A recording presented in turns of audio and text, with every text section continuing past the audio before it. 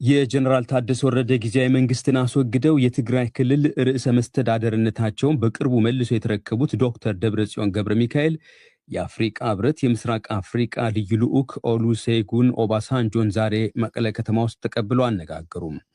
የትግራይ ክልል ፕሬዝዳንት ጽህፈት ቤት ይህንኑ በፎቶግራፍ አስደግፎ በይፋዊ የፌስቡክ ገጹ ባወጣው ጽሑፍ አሳውቋል። ከፎቶግራፎቹ መካከል ኦሉሴጉን ኦባሳንጆ ሲቪልና ወታደራዊ መለያ ከለበሱ ሰዎች ጋር በመቀለ ከተማ አሉላ አባነጋ አውሮፕላን ማረፊያ ሲጓዙ ከጀርባቸው የኢትዮጵያ አየር መንገድ አርማ ያለበት አውሮፕላን ቆሞ ይታያል። ኦሉሴጉን ኦባሳንጆ ለአፍሪካ ቀንድ ሰላምና መረጋጋት የአፍሪካ ህብረትን ጥረት እንዲደግፉ በሚል በህብረቱ ኮሚሽን ሊቀመንበር መሐሙድ አሊ ዩሱፍ ዳግም የተሾሙት ከአንድ ወር ገደማ በፊት ነበር። ባለፈው ሳምንት የኢትዮጵያ አየር ኃይል በትግራይ ክልል ሽራሮ ከተማ አቅራቢያ አካሄደው በተባለው የድሮን ጥቃት የትግራይ የጸጥታ ኃይላት ላይ ጉዳት ማድረሱ ተሰምቶ ነበር። ይህንንም በነ ዶክተር ደብረጽዮን ገብረ ሚካኤል የሚመራው ቡድን ባለፈው ቅዳሜ ምሽት ባሰራጨው መግለጫ ማሳወቁ ይታወሳል። የቀድሞ የናይጄሪያ ፕሬዝዳንት ከጥቅምት 2013 እስከ ጥቅምት 2015 የተካሄደው ደም አፋሳሽ ጦርነትን በማቆም ስምምነቱ እንዲገታ የአፍሪካ ህብረትን አደራዳሪነት መርቷል። የህዝብ ተወካዮች ምክር ቤት ዛሬ ባካሄደው 25ኛ መደበኛ ስብሰባው የቀረበለትን ከ2.3 ትሪሊዮን ብር በላይ የ2019 ዓመት የፌዴራል መንግስት በጀት ተወያይቶበት ለፕላንና በጀት እንዲሁም ፋይናንስ ጉዳዮች ቋሚ ኮሚቴ መራም። የገንዘብ ሚኒስትር አህመድ ሺዴ ከትናንት በስቲያ የሚኒስትሮች ምክር ቤት አጽድቆ ለህዝብ ተወካዮች ምክር ቤት የመራውን ረቂቅ በጀቱን መግለጫ ዛሬ ለምክር ቤቱ ባቀረቡበት ወቅት በጀቱ መንግስት የያዛቸውን የልማትና የማክሮ ኢኮኖሚ እቅዶችን ታሳቢ ያደረገ ነው ብሏል። ለቀጣዩ 2019 ዓ.ም የተያዘው በጀት በ2018 ከጸደቀው የወጪ በጀት አንጻር ከ411 ቢሊዮን ብር በላይ ብልጫ ያለው መሆኑንም ገልጧል።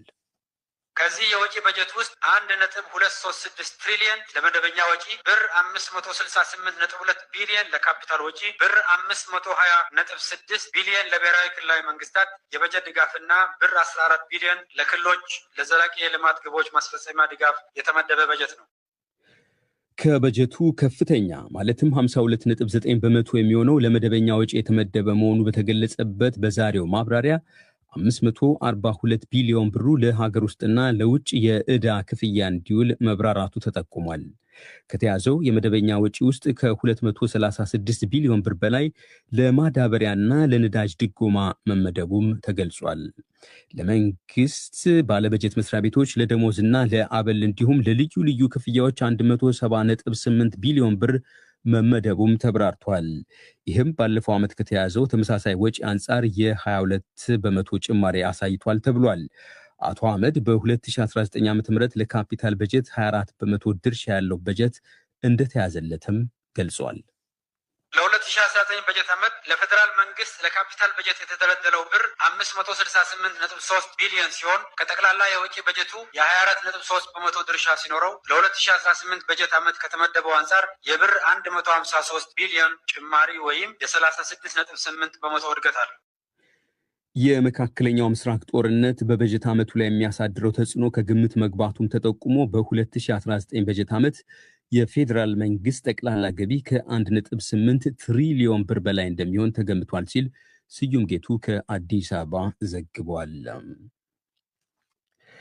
ሳውዲ አረቢያ ውስጥ ለእስር ተዳርገው የነበሩ 1655 ኢትዮጵያውያን የፍርድ ሂደታቸው ተቋርጦ የምህረት አዋጅ እንዲሰጣቸው መደረጉን የኢትዮጵያ ውጭ ጉዳይ ሚኒስቴር አሳወቀ። ምህረቱ የተገኘው የውጭ ጉዳይ ሚኒስቴር ሪያድ የሚገኘውን የኢፌድሪ ተልእኮና ጅዳ የሚገኘውን ቆንስላ ጽሕፈት ቤት በማስተባበር ባደረገው የዲፕሎማሲ ጥረት መሆኑን ጠቅሷል። ሚኒስቴር መስሪያ ቤቱ ዜጎችን በሚመለከት በሳውዲ አረቢያ ቀሪ የዲፕሎማሲ ጥረት የሚሹ ጉዳዮች ላይ ክትትል እያደረገ መሆኑንም ዛሬ ባወጣው በይፋዊ የፌስቡክ ገጹ ገልጧል። ይህ ከቦን ከተማ የራይን ወንዝ አቅራቢያ የሚተላለፈው የዶቼ ቬሌ ሬዲዮ የዓለም ዜና ነው። የዩናይትድ ስቴትስ ፕሬዝዳንት ዶናልድ ትራምፕ ኢራንን ዛሬ ማታ በብርቱ እንደሚመቱ ዛቱ። ትሩዝ ሶሻል በተባለው የግል ማህበራዊ መገናኛ አውታራቸው ላይ በቅርቡ ካርግ ደሴትን በመያዝ የኢራን ነዳጅና የጋዝ ገበያን ሙሉ ለሙሉ እንደሚቆጣጠሩም ዛሬ አክለው ጽፏል። ይህንንም ልክ ቬኔዙዌላ ላይ እንዳደረግነው ድንቅ ስራ በኢራንም እንተገብራለን ሲሉ ፕሬዝዳንቱ ዝቷል። ኢራን በዩናይትድ ስቴትስ የአየር ጥቃት ከደረሰባት በኋላ ትናንት በባህረ ሰላጤው የሚገኙ የዩናይትድ ስቴትስ የጦር ሰፈሮች ላይ ያጸፌታ ጥቃቶችን ሰንዝራለች።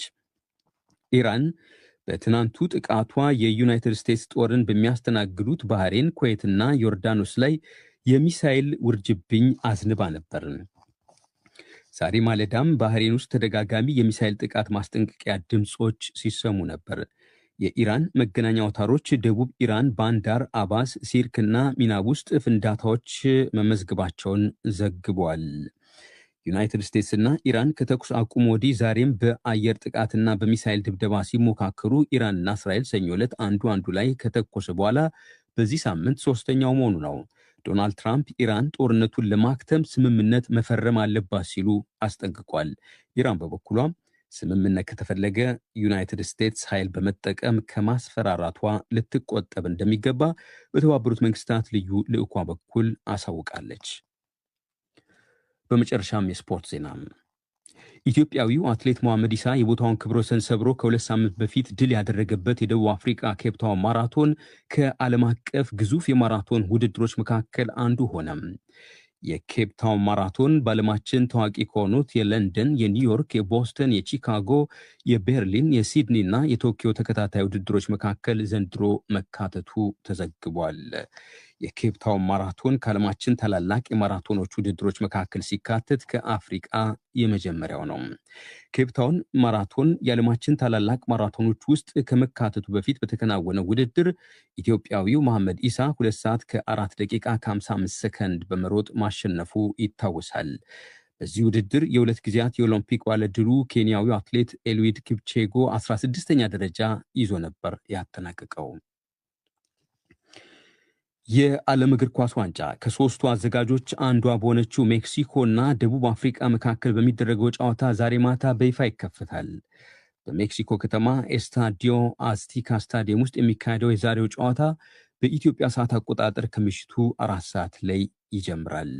ዩናይትድ ስቴትስ፣ ካናዳ እና ሜክሲኮ በጋራ በሚያስተናግዱት የዘንድሮ የዓለም ዋንጫ የእግር ኳስ ግጥሚያ 48 ቡድኖች ይሳተፋሉ። ጨዋታዎቹ የሚጠናቀቁት ከ6 ሳምንታት ግድም በኋላ በዩናይትድ ስቴትስ ኒው ጀርሲ ከተማ ውስጥ በሚደረገው የፍጻሜ ግጥሚያ ነው። የዘንድሮ የዓለም ዋንጫ በተለይ ዩናይትድ ስቴትስ ውስጥ በቪዛ ችግር በርካታ የጉዞ መሰናክል መፈጠሩ ቢነገርበትም ታይቶ በማይታወቅ መልኩ ግን $13 ቢሊዮን ገቢ ይገኝበታል ተብሎ ይጠበቃል። የስታዲየም መግቢያ ቲኬቶች አንዳንድ ቦታ ላይ እስከ $30,000 መወደዳቸው ትችት በማስነሳቱም የዓለም አቀፉ እግር ኳስ ማህበር ፊፋ ፕሬዝዳንት ጂያኒ ኢንፋንቲኖ ጥቂት ቲኬቶች $60 መዘጋጀታቸውን አሳውቋል።